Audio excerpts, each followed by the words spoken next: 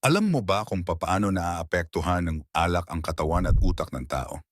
Bakit kapag napasobra ang inom, may nagiging English speaker, comedian, o drama king? Pero maya-maya, may nasusuka na o bigla na lang nakahiga at tulog? Ano ba talaga ang sikreto sa likod ng bawat bote ng beer, tequila, gin, o vodka? Ganito kasi yan. Isipin mo inimbitahan ka ng kaibigan mo sa isang night out.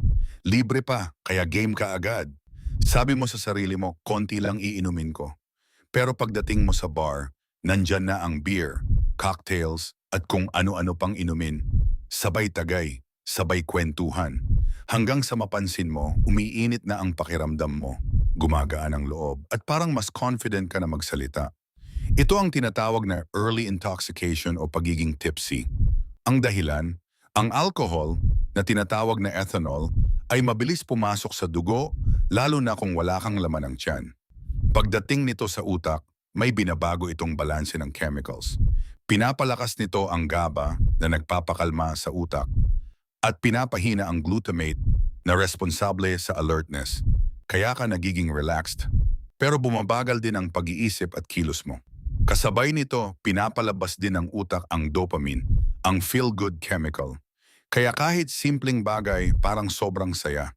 Dito na nagsisimula ang pagiging madaldal, emosyonal, o minsan magulo.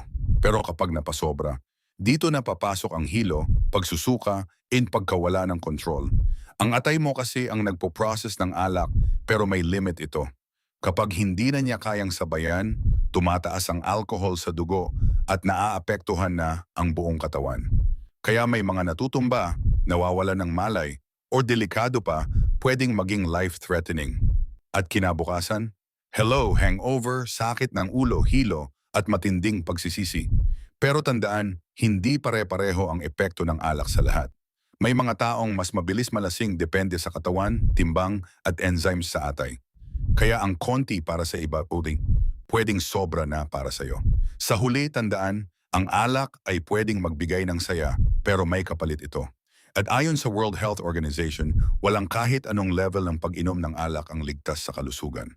Kaya kung iinom man, ununan, uminom ng may limitation. At kung natuto ka, huwag kalimutang mag-follow para sa mas marami pang kwento at kaalaman.